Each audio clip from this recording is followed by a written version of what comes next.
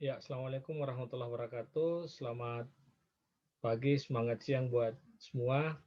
Hari ini saya Ruslan Ramli kembali akan membawakan materi mata kuliah Art dan Cultural Reporting. Pada sesi ke-9 ini saya akan membahas tentang peran outline dan gaya deskripsi.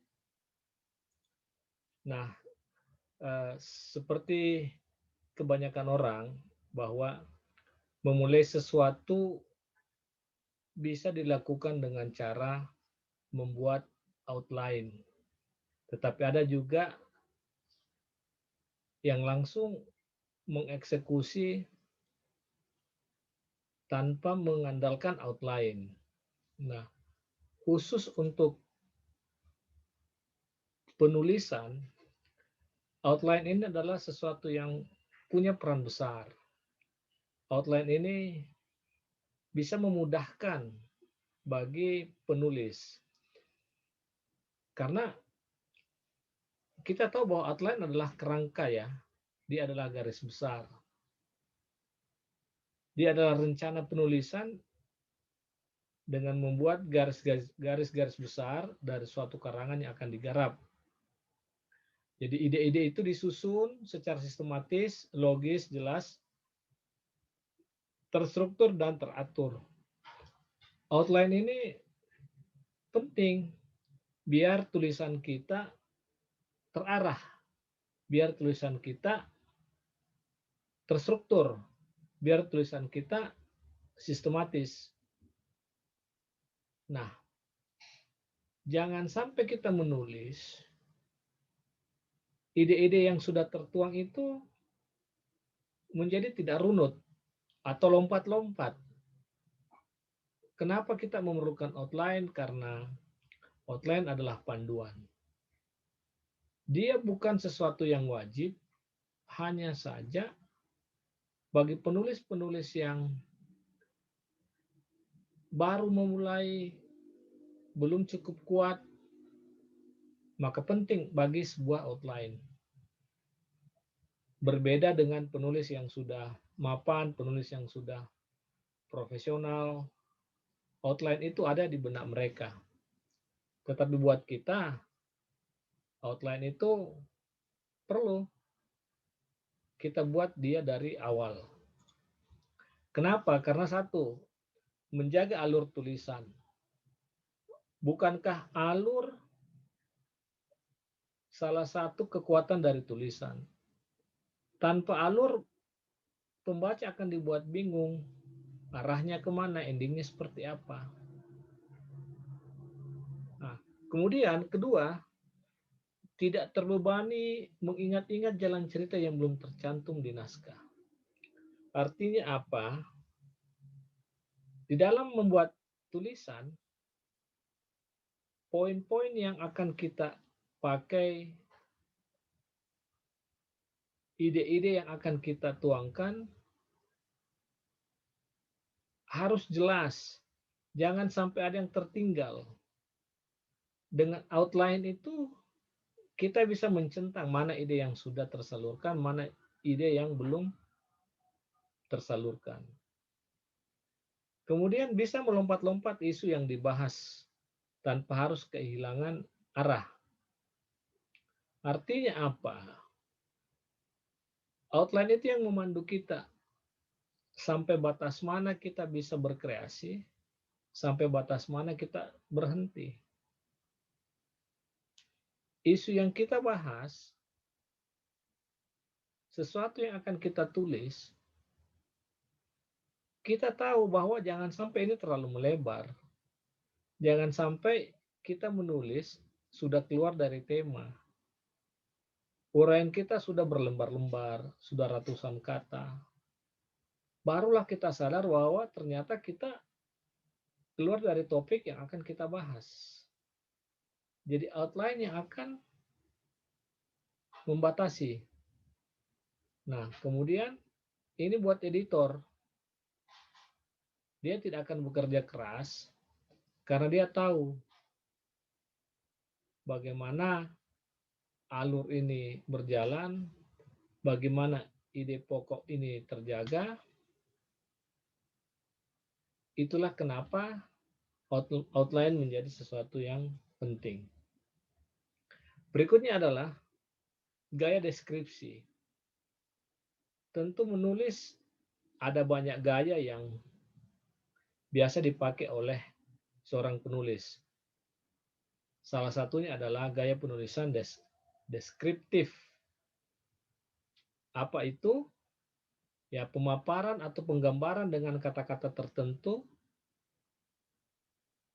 tentang suatu benda, tempat, suasana, atau keadaan.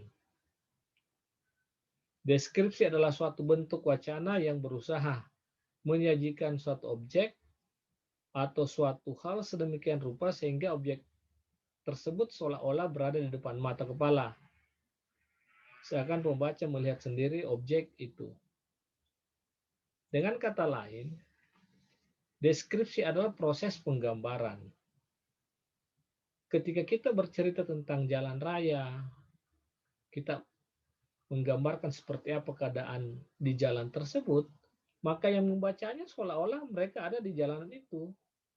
Dia bisa rasakan sensasi di lampu merah, mobil-mobil yang berseliweran, ada yang memainkan gas, ada yang membunyikan klakson, seolah-olah pembaca hadir di situ.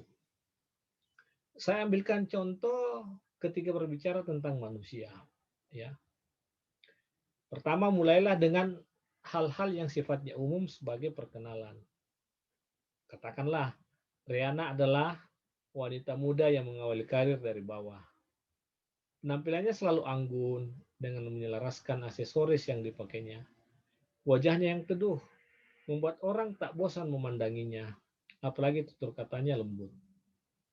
Nah, sebagai perkenalan, berikan saja yang umum-umum. Kalau dia mendeskripsikan manusia. Kemudian fokus pada sesuatu yang menarik dan menonjol. Misalnya si Rihanna ini. Kalau Rihanna menonjol karena kepribadian yang kuat, maka itu yang kita fokuskan. Misalnya keramahan dia, sifat komunikatif dia, feedback dia. Kita gambarkan tidak pernah menunda ketika diajak diskusi, orangnya responsif. Nah, berikutnya adalah menggunakan kata-kata atau diksi yang kuat. Diksi ini penting karena dia punya kekuatan. Nah, di luar itu ada beberapa ciri atau penanda dari deskripsi. Pertama, dia berupaya memperlihatkan detail atau perincian tentang objek. Maksudnya untuk menghasilkan tulisan deskripsi yang baik, seseorang harus mampu memperlihatkan suatu objek secara detail dan lebih terperinci. Nah, ketika kita bicara soal mobil misalnya, maka kita deskripsikan ya mobil itu secara terperinci. Bagaimana mesinnya, berapa cc-nya, apa keandalannya, fitur-fitur apa yang menyertainya, bagaimana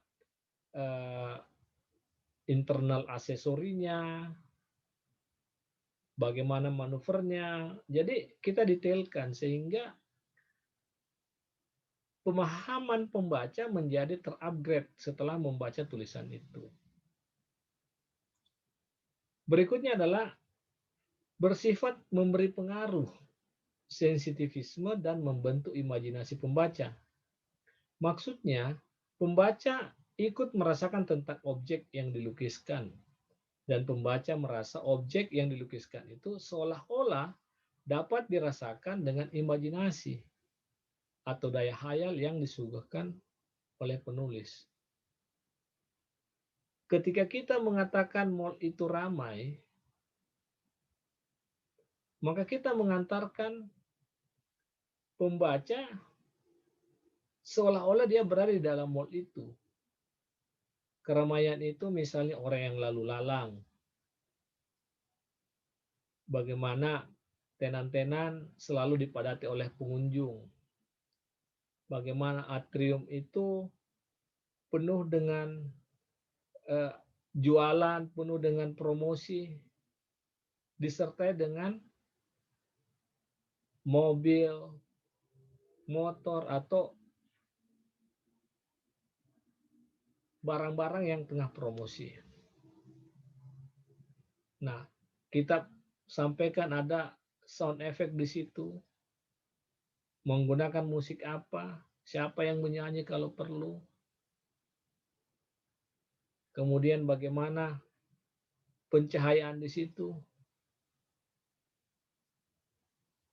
sampai urusan aroma orang yang masuk, wewangian, dan seterusnya. Berikutnya, deskripsi disampaikan dengan gaya yang memikat dan dengan pilihan kata yang menggugah. Maksudnya, pilihan kata dalam tulisan deskripsi dapat menggugah perasaan pembaca. Setelah membaca sebuah tulisan deskripsi, maka imajinasi pembaca akan terpancing. Misalnya, penulis ingin menuliskan suasana di dalam sebuah kereta api yang sesak, maka ia harus mampu memilih diksi dan gaya bahasa yang tepat sehingga imajinasi pembaca terpancing. Nah, di kereta api, ia gambarkan sesak itu seperti apa. Orang berdiri, ada yang saling membelakang, ada yang saling berhadapan, ada yang membawa tas besar, ada yang membawa makanan, ada yang menyimpan di atas, ada yang menggendong.